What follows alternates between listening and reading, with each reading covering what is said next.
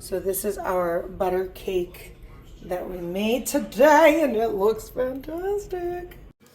We're gonna make some dessert. I'm feeling a butter cake with fresh whipped cream and a berry reduction.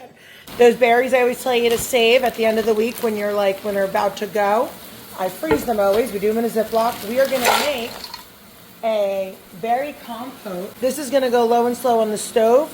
You can put it just like this when frozen with 1 cup of sugar and half a cup of water. Super easy. Get a stand mixer. It's 2 cups. This is a double batch. Please note, this is a double batch. I want to make something that I can stack. 2 cups of salted butter, 2 cups of granulated sugar. We're going to get this on low, and we're going to get this for 5 minutes in the stand mixer to get nice and creamy. All right, we've been going for a couple minutes, and now I have my 10 eggs that I cracked into a bowl so that there's no shells. And we are going to add this as it whisks. I just stirred it one at a time till they get incorporated.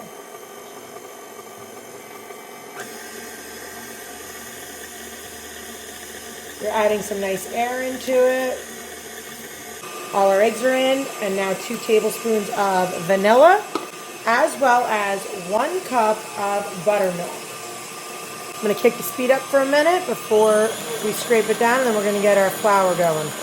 In here is our flour and our baking powder. It's 6 teaspoons of baking powder and 3 cups of flour.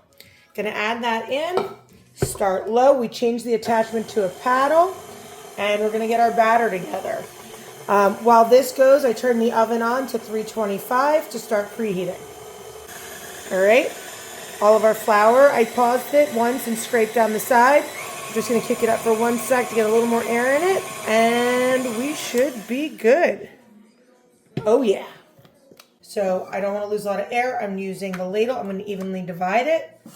I'm also using the disposable aluminum baking trays because I have learned when I've done these, I like to cut the tray and then the cake just falls out.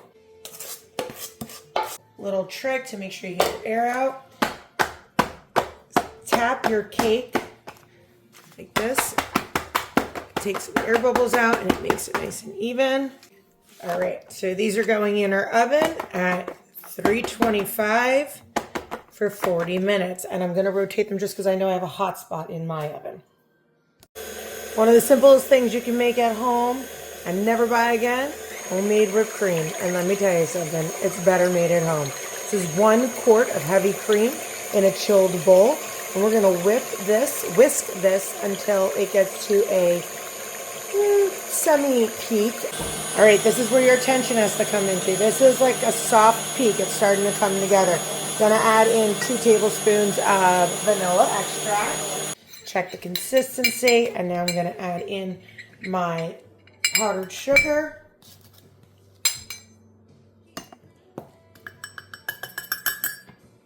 Dropping that down.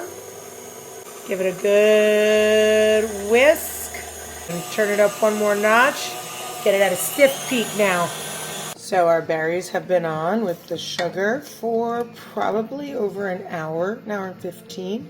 And we're going to cut the heat right now, and we're going to strain it to get the seeds out from the fresh raspberries and strawberries. So then we just have a nice berry reduction that we can drizzle on top of our cake and fresh whipped cream.